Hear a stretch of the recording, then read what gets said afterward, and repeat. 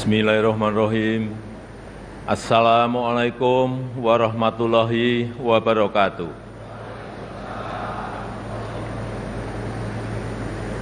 Selamat pagi, salam sejahtera bagi kita semuanya.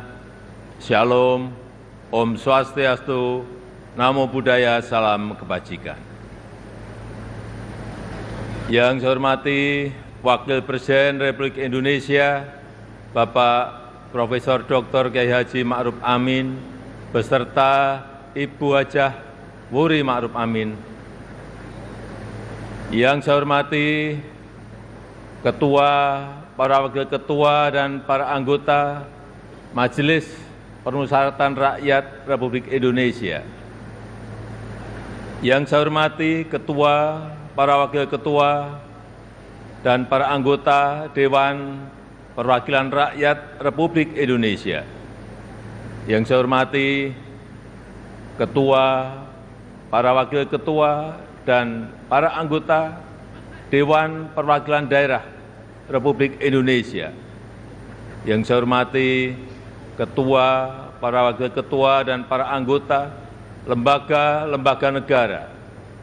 Yang saya hormati Bapak Jenderal TNI Purnawirawan Tri Sutrisno, yang saya hormati Bapak Haji Muhammad Yusuf Kalla, yang saya hormati Ibu Soraya Hamsahas, yang saya hormati Yang Mulia para Duta Besar negara-negara sahabat dan para pimpinan perwakilan badan dan organisasi internasional, yang saya hormati para Menteri Kabinet Indonesia Maju, Jaksa Agung, Panglima TNI, Kapolri, dan Kabin.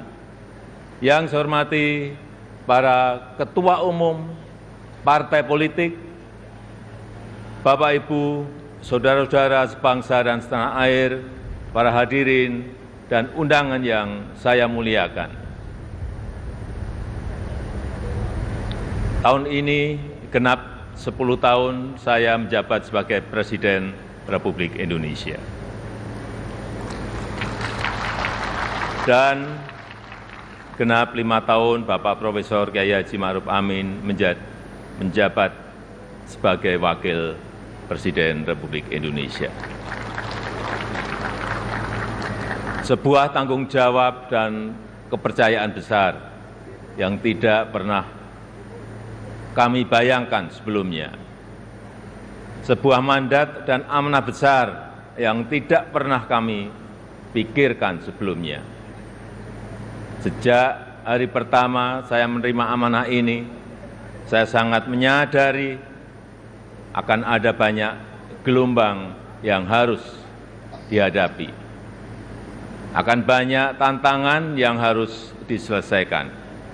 Tapi sedari awal saya juga yakin dan sangat percaya bahwa saya tidak sendirian.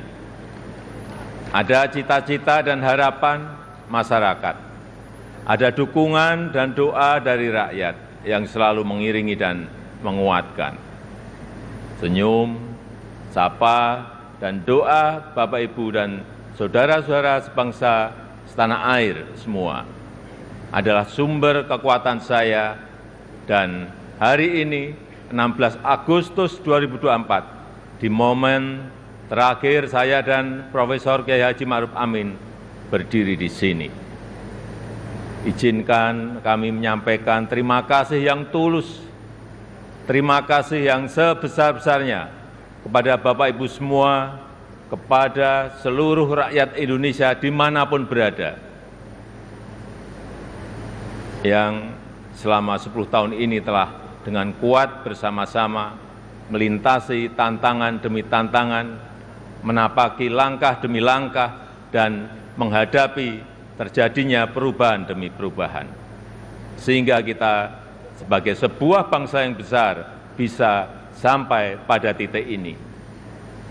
Titik yang bisa menjadi titik lontar untuk menggapai kemajuan bersama di masa yang akan datang. Alhamdulillah, selama 10 tahun ini kita telah mampu membangun sebuah fondasi dan peradaban baru dengan pembangunan yang Indonesia sentris. Membangun dari pinggiran, membangun dari desa, membangun dari daerah terluar, sehingga sampai saat ini kita telah membangun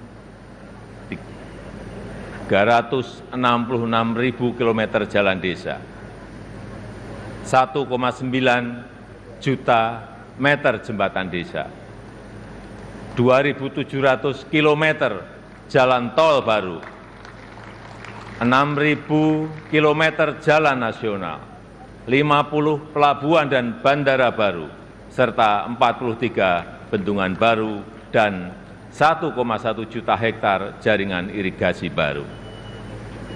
Sehingga kita berhasil menurunkan biaya logistik dari sebelumnya 24% menjadi 14% di tahun 2023. Sehingga kita bisa meningkatkan daya saing dari sebelumnya peringkat 44 menjadi peringkat 27 di tahun 2024. Sehingga kita mampu memperkuat persatuan kita karena akses yang lebih merata dan berkeadilan.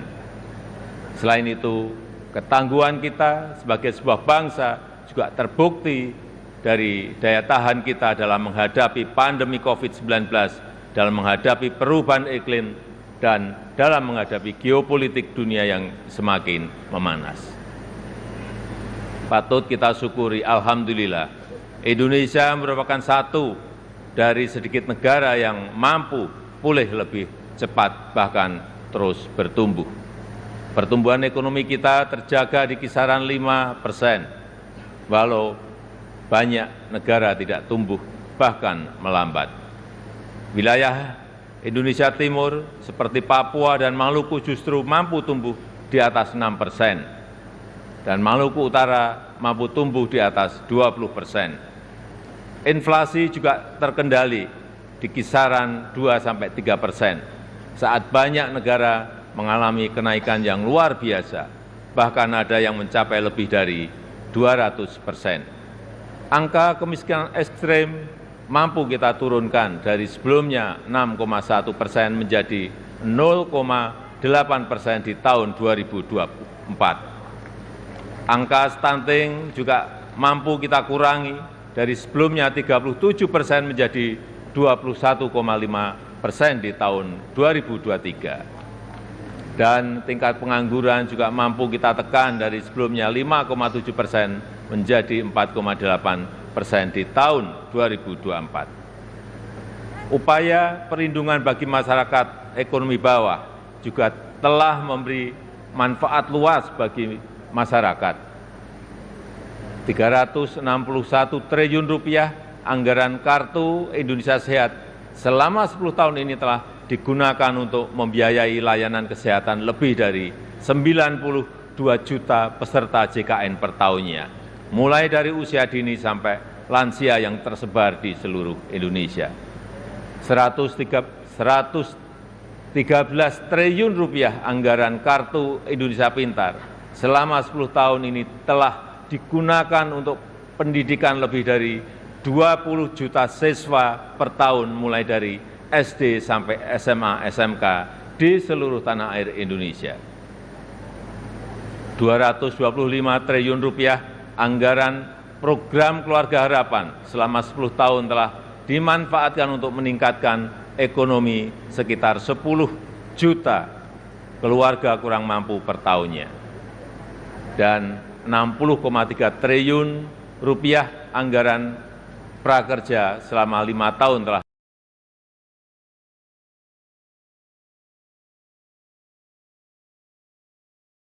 di seluruh tanah yang kita cita-citakan bersama, pembangunan yang menyentuh semua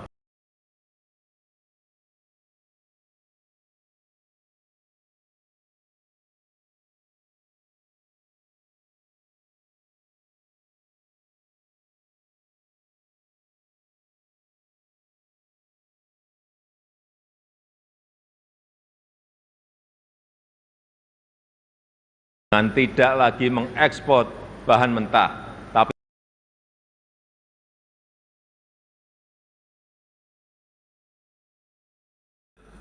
Di sisi lain, kita juga telah mengambil langkah besar untuk meningkatkan produktivitas dan nilai tambah dengan tidak lagi mengekspor bahan mentah, tapi mengolahnya dulu di dalam negeri. Walau banyak negara lain yang menggugat, menentang, bahkan berusaha menggagalkan, tapi kita sebagai sebuah bangsa yang berdaulat, sebagai bangsa yang besar, kita tidak goyah bahkan terus maju untuk melangkah. Dimulai dari nikel, boksit, dan tembaga yang akan dilanjutkan dengan timah, serta sektor potensial lainnya seperti perkebunan, pertanian, dan kelautan. Alhamdulillah, sampai saat ini telah terbangun smelter dan industri pengolahan untuk nikel, boksit, dan tembaga yang membuka lebih dari 200.000 lapangan kerja dan meningkatkan pendapatan negara, lebih dari 158 triliun rupiah selama 8 tahun ini.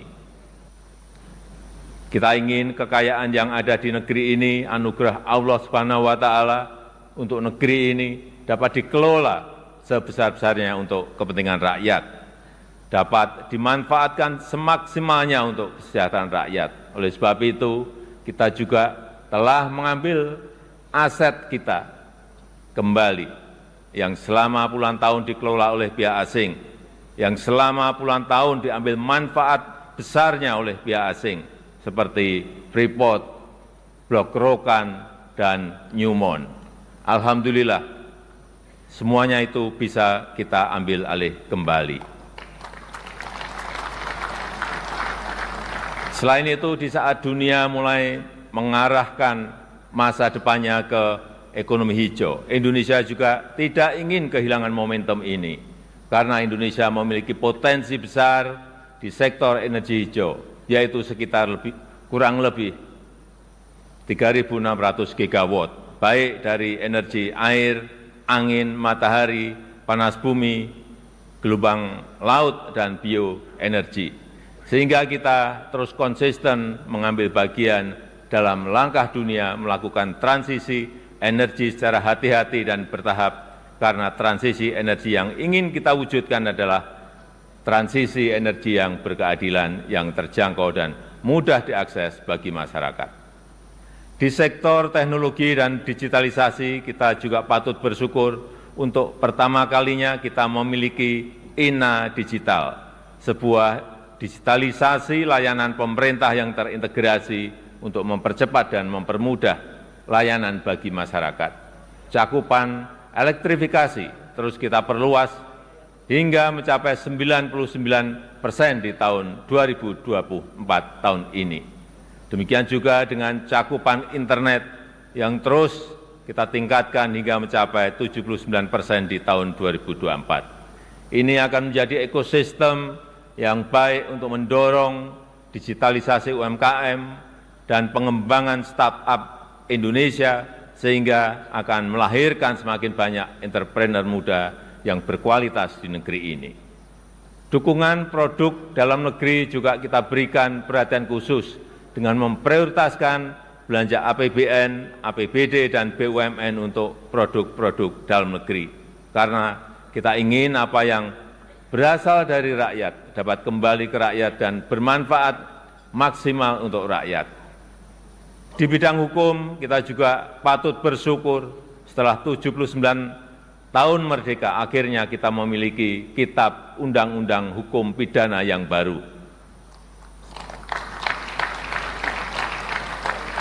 Sebagai upaya memodernisasi hukum Indonesia, serta Undang-Undang Cipta Kerja yang merevisi 80 undang-undang dan 1.200 pasal. Sebagai upaya untuk menderegulasi peraturan yang tumpang tindih. Kita juga sudah memiliki undang-undang tindak pidana kekerasan seksual untuk memberikan perlindungan yang nyata, yang kuat, terutama bagi perempuan dan anak-anak. Bapak, Ibu, dan saudara-saudara sekalian sebangsa dan setanah air, ini adalah hasil kerja keras kita bersama. Ini adalah fondasi besar kita bersama. Ini adalah bukti bahwa persatuan kita, bahwa kerukunan kita, bahwa kerja keras dan kegotong royongan kita dapat membawa Indonesia melompat lebih tinggi lagi. Oleh sebab itu, saya sangat menghargai, sangat mengapresiasi dukungan dan kerjasama seluruh lembaga negara dalam menopang lompatan kemajuan Indonesia. Mulai dari MPR RI yang telah berperan aktif memperkokoh ideologi negara, memperdalam rencana penyusunan pokok-pokok haluan negara dan menjaga silaturahmi antar tokoh-tokoh bangsa. DPR RI yang telah menjalankan fungsi legislasi, menjalankan fungsi penganggaran dan pengawasan, merumuskan RAPBN 2025 untuk suksesi transisi pemerintahan dan menyelesaikan banyak undang-undang strategis, seperti Undang-Undang Ibu Kota Negara, Undang-Undang Daerah Khusus Jakarta, Undang-Undang Informasi dan Transaksi Elektronik, Undang-Undang Aparatur Sipil Negara, dan Undang-Undang Kesejahteraan Ibu dan Anak. DPD RI yang terus mengawal kemandirian daerah otonom, menginisiasi inisiatif rancangan legislasi, melakukan pengawasan pelaksanaan undang-undang dan perda, serta memberi perhatian khusus terkait agraria dan pangan. Begitu juga dengan BPK RI yang telah mengawasi penggunaan anggaran negara, serta memperkokoh kepercayaan dan kepemimpinan Indonesia di dunia internasional melalui keaktifannya dalam organisasi dan forum-forum internasional. MKRI yang telah menangani lebih dari 202 perkara pengujian undang-undang dan mengadili sengketa pemilu, serta Mahkamah Agung RI beserta lembaga peradilan di bawahnya yang mengadili dan melakukan penguatan restoratif justice untuk menyelaraskan kepentingan korban dan pertanggungjawaban terdakwa tanpa melalui pemidanaan. Dan Komisi Yudisial RI yang telah berperan aktif mewujudkan hakim berintegritas dan berkualitas guna meningkatkan kepercayaan dan kepuasan masyarakat terhadap institusi kehakiman di negara kita.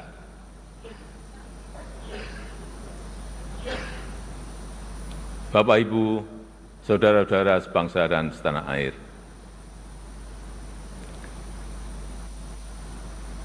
Sepuluh tahun bukanlah waktu yang cukup panjang untuk mengurai semua permasalahan bangsa. Saya sangat menyadari bahwa sebagai pribadi yang jauh dari kata sempurna, sebagai insan yang tumbuh dalam keterbatasan, dan sebagai manusia yang jauh dari kata istimewa, sangat mungkin ada yang luput dari pandangan saya. Sangat mungkin ada celah dari langkah-langkah yang saya ambil. Dan sangat mungkin banyak kealpaan dalam diri saya. Oleh sebab itu, di penghujung masa jabatan ini, izinkan saya menyampaikan suara nurani terdalam kepada Bapak, Ibu, dan saudara-saudara sebangsa setanah air, kepada seluruh rakyat Indonesia, tidak terkecuali satupun. Saya dan Profesor Kiai Haji Ma'ruf Amin mohon maaf untuk setiap hati yang mungkin kecewa, untuk setiap harapan yang mungkin belum bisa terwujud, untuk setiap cita-cita yang mungkin belum bisa tergapai. Sekali lagi kami mohon maaf. Kami mohon maaf.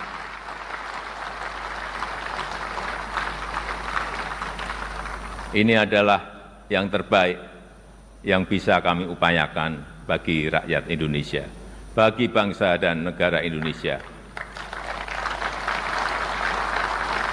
Saya tahu bahwa hasil yang kita capai pada saat ini belum sepenuhnya tuntas mencapai hasil akhir. Belum sepenuhnya sesuai dengan harapan dan keinginan Bapak Ibu semua. Namun, saya yakin dan percaya dengan persatuan dan kerjasama kita, dengan keberlanjutan yang terjaga, Indonesia sebagai negara yang kuat dan berdaulat akan mampu melompat dan menggapai cita-cita Indonesia Emas di tahun 2045.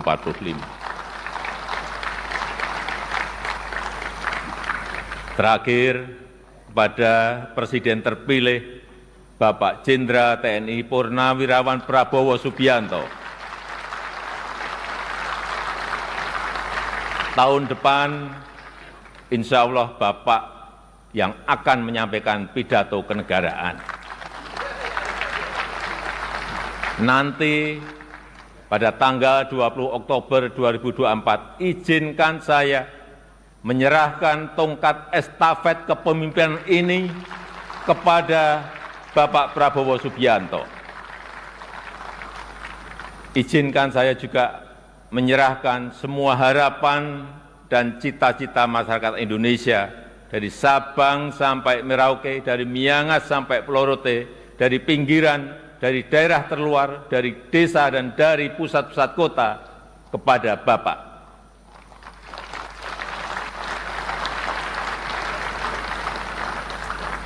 Semoga Allah SWT, Tuhan yang Maha Kuasa, senantiasa memberikan petunjuk dan kemudahan bagi bangsa Indonesia dalam kepemimpinan Presiden Prabowo Subianto pada pemerintahan periode mendatang. Dirgahayu Republik Indonesia, Dirgahayu Negeri Pancasila, merdeka! Merdeka! Merdeka!